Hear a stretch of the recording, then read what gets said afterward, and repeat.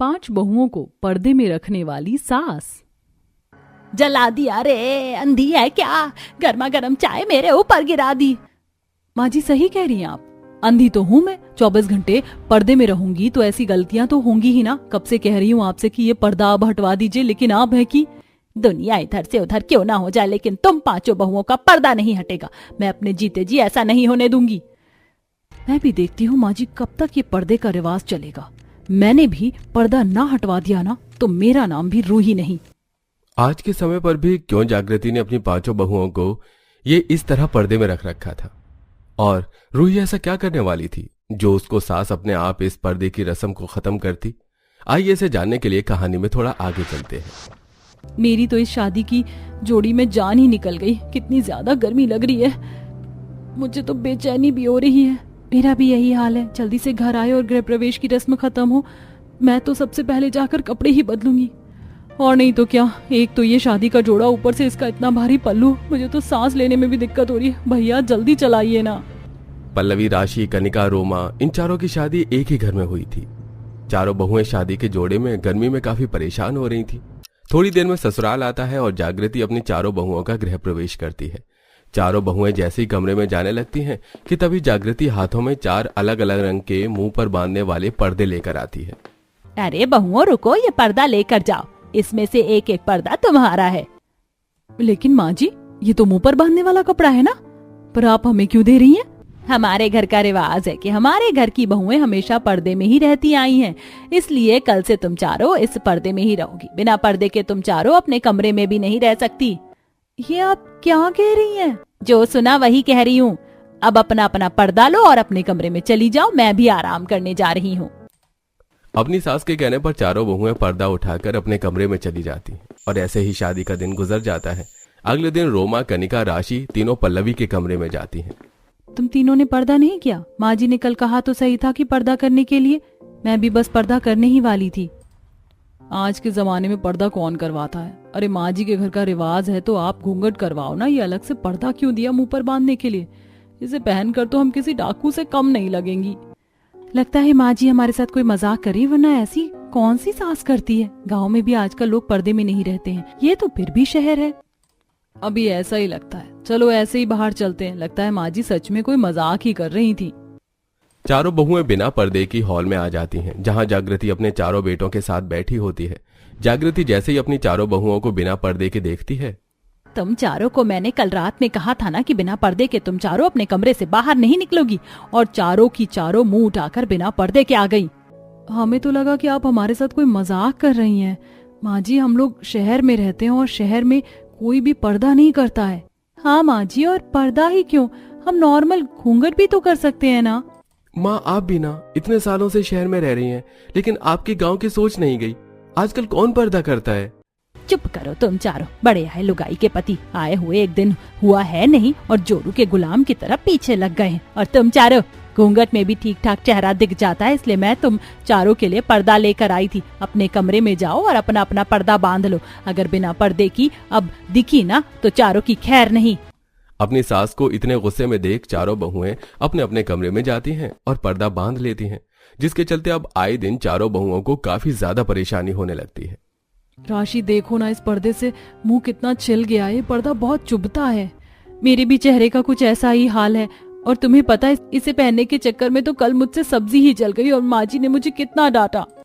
पर्दे के चक्कर में कभी किसी बहू का पैर जा टकराता तो कभी वो खुद ही दीवार से टकरा जाती। कनिका को अस्थमा की दिक्कत थी, जिसके चलते उसे पर्दे बांधकर सांस लेने में काफी दिक्कत हो रही थी। आप तो जानती हैं कि मुझे अस्थमा की प्रॉब्लम है।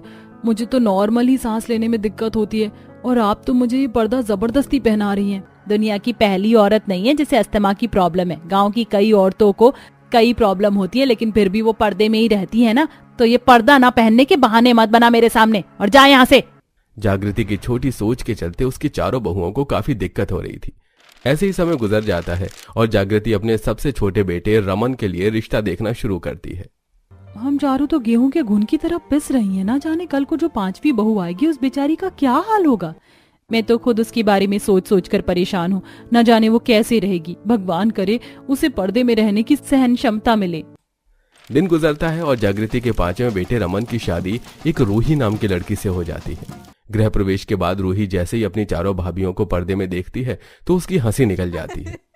अरे ये क्या भाभी, आप चारों ऐसे ही जग्गा जासूस क्यों बनी पड़ी हैं? कहीं बाहर किसी बैंक को लूटने तो नहीं जा रही है ना? फिक्र मत करो, कल तुम भी हमारी तरह इस पर्दे में आ जाओगी। मतलब मैं समझी नहीं, आप चारों क्या कह रही हैं? मैं बता देती हूँ, हमारे घर की बहुएं हमेशा पर्दे में रहती हैं, इसलिए तेरी चारों जेठानियां भी पर्दे में ही हैं। और ये मैं तेरे लिए भी पर्दा लेकर आ गई हूँ। अब कल से तू भी पर्दे में ही रहना।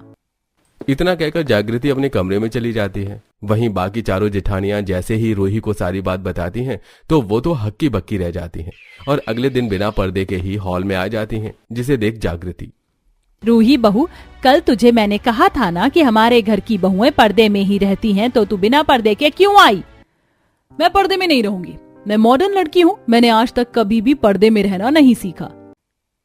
रूही बोल तो तू ठीक रही है और मुझे तो परेशानी भी है, कम से कम अपनी बहू पर थोड़ा तो तरस खाइए आप।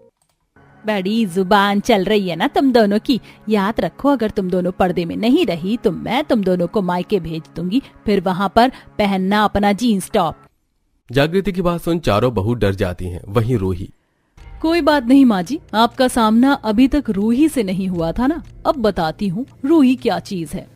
रूही अब अपनी सास को सबक सिखाने के लिए अलग अलग तरह के प्लान आजमाती है।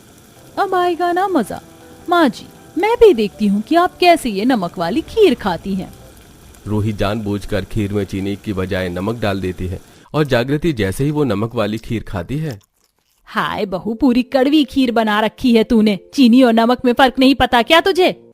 पता है ना माँ जी, लेकिन वो क्या है ना, पर्दा बंद रखा है ना, इसलिए दिखा नहीं। छोड़िए, मैं आपके लिए दोबारा से खीर बना कर ले आती हूँ। अगले प्लान में रूही जानबूझकर अपनी सास को जोर से धक्का मारती हुई आगे चलती है, जिससे जागृति जमीन पर गिर जाती है। अरे अंधी, दिखता नहीं है तुझे? इतनी सारी जगह पड़ी है, फिर भी मुझे धक्का मारते हुए गई है। अरे सॉरी माँ जी, वो पर्दा था ना इसलिए दिखा नहीं, मुझे लगा कि मैं किसी भारी भरकम सोफे से टकरा गई हूँ। लाइए हाथ दीजिए, मैं आपको उठा देती हूँ। आज तो रूही हद कर देती है, जानबूझकर गर्मा गर्म चाय अपनी सास की साड़ी पर गिरा देती है, जिससे जागृति उस पर काफी चिल्लाती है। लेकिन कहीं ना कहीं रूही इस बात से काफी ज्यादा खुश थी और आज जागृति अपनी पांचों बहू के साथ होटल में खाना खाने के लिए जाती है। तुम खाना क्यों नहीं खा रही हो? जल्दी जल्दी खाओ, सारा खाना ठंडा हो चुका है। खाना मुंह से खाया जाता है और हम इस पर्दे में से कैसे खाना खाएं? आप भी तो हमें पर्दा हटाने देती नहीं है। अरे बहू, थोड़ा बहुत ज्यादा श्रृंगार कर लिया कर, अभी अभी तेरी शादी हुई है, ऐसे सूना सूना अच्छा नहीं लगता। होटल के सीन के बाद अब अपनी सास की बात सुन रूही जानबूझकर पर्दे के ऊपर ही ब्लड फाउंडेशन और लिपस्टिक लगाकर आ जाती है, जिसे देख जागृति, बहू तुझे मेकअप करने के लिए कहा था, जोकर बनने के लिए नहीं। ये क्या हाल बना लिया है तूने अपना? अब आपने ही तो मेकअप करने के लिए कहा था, अंदर मेकअप करती तो किसी को कहाँ दिखता, इसलिए मैंने पर्दे पर कर दिया। कैसा लगा मेरा ये आइडिया? रूही की बात सुनकर जागृति अपने माथा पकड़ लेती है। वहीं इसी बीच घर में सबको पता चलता है कि पल्लवी पेट से है और ऐसे ही 2 से 3 महीने गुजर जाते हैं। रोज की तरह पल्लवी पर्दे में ही घर के सारे काम कर रही थी कि तभी पर्दे की वजह से पल्लवी फर्श में पड़े पानी को नहीं देख पाती, जिससे पल्लवी का पैर फिसलता है और वो पेट के बल गिर पड़ती है। मेरा पेट, माँ जी। पल्लवी की चिल्लाने की आवाज सुनकर सभी लोग भागे भागे आते हैं और जल्दी से पल्लवी को अस्पताल लेकर जाते हैं। चेकअप के बाद सबको पता चलता है कि पल्लवी ने अपना बच्चा खो दिया है। पड़ गया चैन आपको माँ जी? हो गई ना आपकी जिद पूरी? आपकी छोटी सोच के चलते आज भाभी ने अपना बच्चा खो दिया, अब तो खुश है ना आप? मैं आपको कभी माफ नहीं करूंगा। मैं आपसे कहता रहा कि इस पर्दे की प्रथा को खत्म कर दीजिए, लेकिन आप नहीं मानी और आज सिर्फ आपकी वजह से मैंने अपने बच्चे को खो दिया। इन्हें तो बस अपनी इज्जत बचानी थी, बच गई ना आपकी इज्जत, अब तो आप खुश होंगी। आप लोग मुझे माफ कर दो, मुझे नहीं पता था कि मेरी सोच के चलते पल्लवी बहू अपना बच्चा खो देगी। पल्लवी बहू, मैं तेरी गुनाहगार हूँ, तू जो चाहे मुझे सजा दे दे। आज के बाद तुम में से किसी को भी पर्दा करने की कोई जरूरत नहीं है, मुझे माफ कर दो। जागृति अपनी सभी बहुओं का पर्दा निकाल कूड़ेदान में फेंक देती है। जागृति के माफी मांगने पर सभी उसे माफ भी कर देती हैं और अब सभी पांचों बहुएं इस पर्दे से आजाद होकर हंसी खुशी अपनी जिंदगी जीती हैं। ये देखिए सुषमा बहन, इस बार परिधि बिटिया के लिए एकदम अव्वल दर्जे का रिश्ता लेकर आया हूँ। लड़का अच्छी नौकरी में है और अच्छा खासा कमाता है। वो तो ठीक है पंडित जी, मगर परिवार में कितने लोग रहते हैं ये बताइए, क्योंकि परिधि को छोटा परिवार चाहिए, ज्यादा लंबा चौड़ा परिवार नहीं चाहिए जहाँ मेरी बेटी की सारी जिंदगी बर्तन घिसते, रोटियां बनाने और सबकी सेवा पानी में गुजर जाए। ऊपर से सास नंद की चिकचिकबाजी तो ये नहीं सहेगी, तीखी मिजाज वाली है। अब देखो बहन जी, एक साथ सारी ख्वाहिश तो पूरी नहीं हो सकती। आपको लड़का भी अच्छा खासा नौकरी पेशा और खानदानी चाहिए और परिवार भी छोटा चाहिए। भाई सारी चीज कैसे होंगी। इसी बीच में पंडित जी के पास रामफल का फोन आता है। 1 मिनट सुषमा बहन, एक जरूरी फोन है। हेलो जी, रामफल जी। नमस्कार पंडित जी, मेरी मोहित की कोई बात बनी कि नहीं? आखिरकार कब उसकी शादी का संजोग बनेगा? अरे रामफल जी, बड़ी दुविधा है। सास बिना ससुराल में कोई भी रिश्ते वाले अपनी लड़की की शादी करवाने को राजी नहीं है। आप धीरज रखिए। अच्छा, मैं बाद में बात करता हूँ, नमस्कार। जैसे ही पंडित जी की बात परिधि सुनती है तो उसके मन में लड्डू फूटने लगते हैं। पंडित जी, क्या कहा आपने? क्या ऐसा रिश्ता बाकी है जिस घर में सास नहीं? फिर तो मुझको ये रिश्ता मंजूर है। क्या सच में बिटिया? क्या सच में बिटिया है बृहस्पति देवता? अब तो दोनों परिवारों की समस्या टल गई, मगर शादी होने तक मुझे इस बात को पर्दे में रखना होगा। आखिर पंडित जी दो परिवारों में कराए रिश्ते के बीच में ऐसी क्या खिचड़ी पका रहे थे जिसका परिधि को भनक तक नहीं था। फोन पर ही लड़के लड़की की देखा देखी होती और पंडित जी रामफल निवास आते हैं। आइए, पधारिए पंडित जी। अरे समझ में नहीं आ रहा आपका किन शब्दों में आभार व्यक्त करूं। आपके कारण मेरे बेटे का संसार बसने जा रहा है। वैसे आपने लड़की वाले को इस बारे में बता तो दिया था ना? अरे रामफल जी, फिलहाल इस सच को पर्दे के भीतर ही रहने दीजिए। एक बार भेद खुल गया तो बनती बात बिगड़ जाएगी। मगर पंडित जी, झूठ की बुनियाद पर जोड़े गए रिश्ते कब तक चलेगा? अरे मोहित बेटा, भलाई के लिए बोला गया झूठ 100 सच के बराबर होता है। खैर, मैं शादी की तिथि बताने आया था। 2 दिन बाद का शुभ मुहूर्त निकला है, तैयारी शुरू कर दीजिए। मैं चलता हूँ। जय श्री कृष्णा। देखते देखते 2 दिन गुजर जाते हैं। धूमधाम से परिधि मोहित के 7 फेरे होते हैं और परिधि बहू बनकर ससुराल आती है। जैसे ही वो गाड़ी से बाहर निकलती तो अड़ोसन पड़ोसन उसे घूर घूर कर देखते हुए कुछ खुसुर फुसुर करती हैं।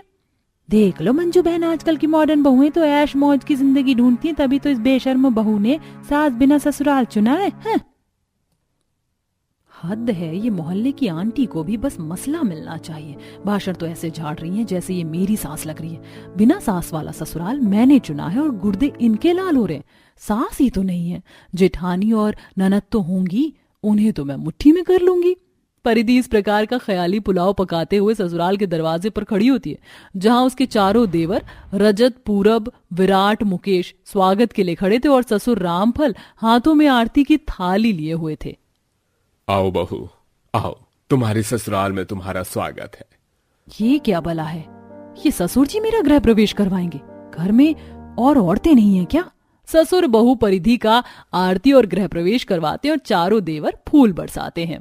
वेलकम टू द फैमिली भाभी। वेलकम टू द फैमिली भाभी। Thank you very much. भाभी, आपके आने से हमारे घर में रौनक सी आ गई है। हम बहुत खुश हुए।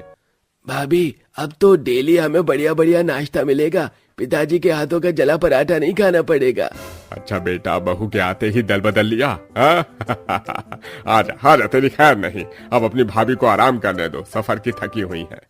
चलिए भाभी, हम आपको कमरे तक छोड़ाते हैं। ये सुनकर परिधि को अजीब लगता है। वह खुंदक में अंदर ही अंदर बड़बड़ाना शुरू कर देती है। इनकी अम्मा बहन पर आ जाऊंगी अब मैं। अजीब हाल है, सारी रस्म ये मर्द लोग ही करवा रहे हैं, पता नहीं औरतें कहाँ हैं। परिधि खुद ब खुद अपने कमरे में आती है, जहां वो अपने दोनों देवर रजत, मुकेश को कमरा सजाते देख कर लजा जाती है।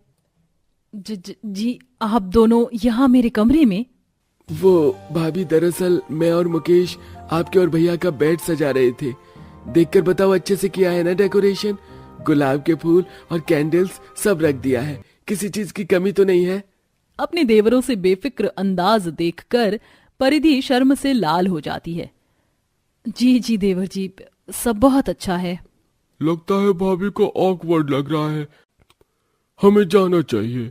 अच्छा भाभी, हम चलते हैं। उन दोनों के कमरे से जाते ही परिधि गहरी सांस भरती है। तभी फिर से कोई दरवाजा खटखटाता है। परिधि जैसे ही बाहर आती है तो ससुर हाथों में दूध का ग्लास लेके खड़े थे। बहू ये लो दूध का गिलास, मैंने इसमें काजू बादाम डाल दिया है, मोहित का मनपसंद है।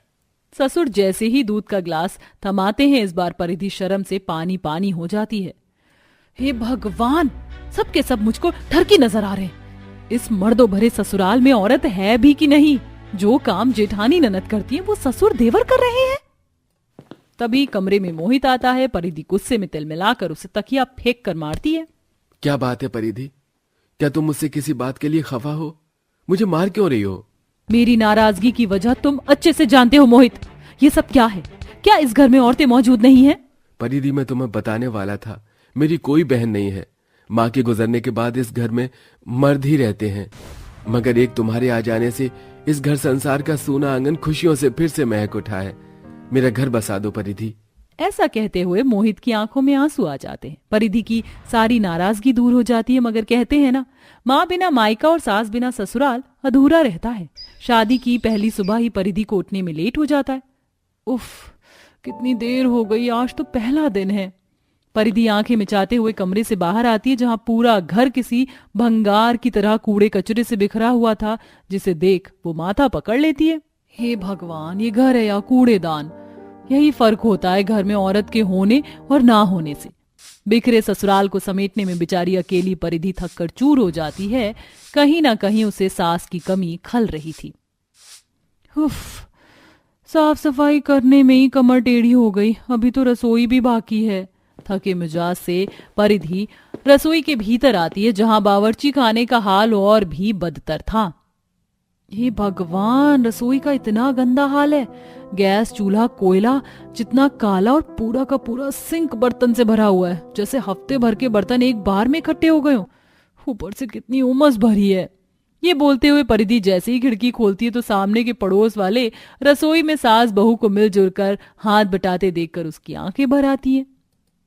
मुझे लगा था सास बिना ससुराल में मैं सुखी रहूंगी, मगर सास के बिना ससुराल अधूरा होता है। आज माँ जी होती तो ये घर स्वर्ग से सुंदर होता। परिधि की आंखों से आंसू बहने लगते हैं। वह अपने आंसू पोंछकर काम निपटाती है और सबके लिए नाश्ता बनाकर परोसती है। हालांकि मर्दों से भरे ससुराल में अकेली औरत होने के कारण उसके दिल में हिचक थी। वाह बहू, बहुत स्वादिष्ट नाश्ता बनाया है तुमने। किसी ने ठीक कहा है, औरत घर की लक्ष्मी होती है। एक उसके न होने से घर घर नहीं होता, बस पत्थर का मकान होता है। आज अगर वसुंधरा जिंदा होती तो बेहद खुश होती। ऐसा कहते हुए ससुर के साथ साथ चारों देवर और पति की आंखें भी भीग जाती हैं। सबको नाश्ता करवाने के बाद परिधि बर्तन धोती है, मगर रोजाना सास बिना ससुराल में उसे बिखरा घर संजोने में सारा दिन निकल जाता है। मगर अपने मन का ये एहसास वो कहती भी तो किसे। फिर एक दिन दर्द में परिधि छत पर कपड़े सुखा रही है तो पड़ोसन ताना मारती है। क्यों बहू रानी, कैसा लग रहा है सास बिन ससुराल में रहकर? मजा चख रही हो ना मर्दों के बीच में रहकर? सारा दिन सफाई कर्मचारी की तरह दिन बीतता है तुम्हारा। तभी तो घर में लुगाई होना जरूरी होता है विमला बहन, इन मर्दों को लगाम लगाने के लिए। मुझे तो इसके देवर ससुरे सब नियत के खोटे लगते हैं। ये सुनकर परिधि पड़ोसन पर भड़क कर उन्हें खरी खोटी सुनाती है। बस कीजिए आप लोग, दूसरों के घर में ताका झाकी करने से बढ़िया अपनी बहुओं का हाथ बटाओ। मगर परिधि की बातें उसका पति मोहित सुन लेता है। वो सबको इस बारे में बताता है, जिसके बाद ससुराल के सभी मर्द तय करते हैं कि वह परिधि को पूरा सहयोग देंगे। अगले दिन परिधि जब उठती है तो दो देवर नाश्ता बना रहे होते हैं, मंदिर से आरती की आवाज आ रही होती है और दो देवर साफ सफाई कर रहे होते हैं। ये खुशनुमा माहौल देखकर परिधि का दिल भर आता है। ये लो बहू, आरती लो। भाभी जल्दी से आ जाइए, गर्मा गर्म नाश्ता भी तैयार है। आप लोगों ने क्यों तकलीफ की, मुझे उठा लेते। बहू, जब तू अपने सास बिन ससुराल में एडजस्ट कर रही है तो क्या हम तेरे साथ थोड़ा जल्दी जाग कर मदद नहीं करवा सकते? तूने इस घर आंगन को खुशियों से भरा है, तुझसे ही सारी रौनक है। सास तो नहीं बन सकता, मगर पिता बनकर और तेरे देवर तेरे भाई बनकर तुझे सहयोग देंगे। इसलिए अब दिल में कोई संकोच मत रखना। उस दिन के बाद से परिधि को अपनी सास बिन ससुराल में कोई हिचक नहीं हुई। वह घुल मिलकर खुशी खुशी रहने लगी।